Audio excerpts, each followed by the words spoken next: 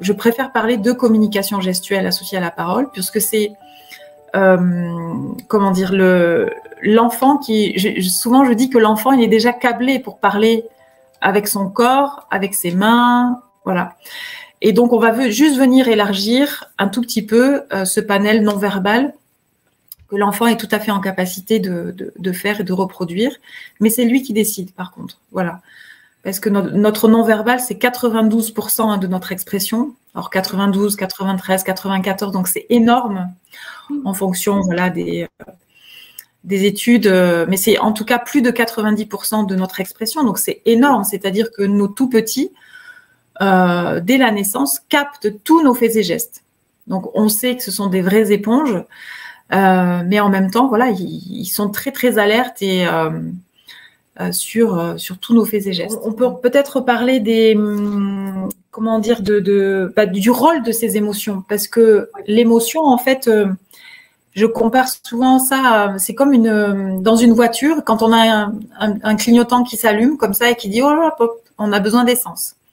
Et une émotion, c'est pareil, ça fonctionne comme ça dans le corps. En fait, on a un clignotant intérieur qui s'allume et qui dit je ressens par exemple de la tristesse ou je ressens de la colère et je vais avoir un besoin. Donc derrière l'émotion, il y a toujours un besoin en fait. C'est ça. Et donc plus on apprend en fait aux tout petits, enfin plus on les accompagne déjà, plus on les soutient à la gestion de ces émotions, en accueillant cette émotion, en la nommant, en ayant un comportement adapté, plus les enfants vont apprendre à les gérer et avoir évidemment à l'âge adulte une façon plus saine de la canaliser surtout en fait.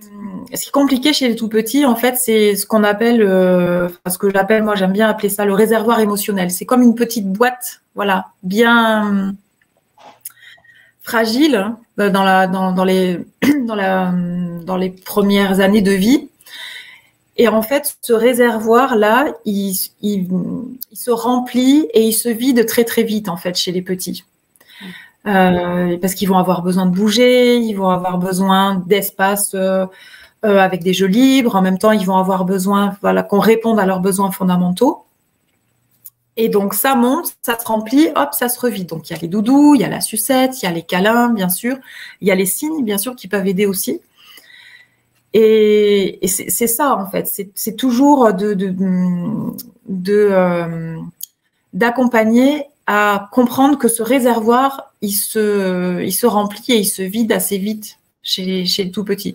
Oui, le fait de permettre, enfin de doter les enfants de cet outil-là,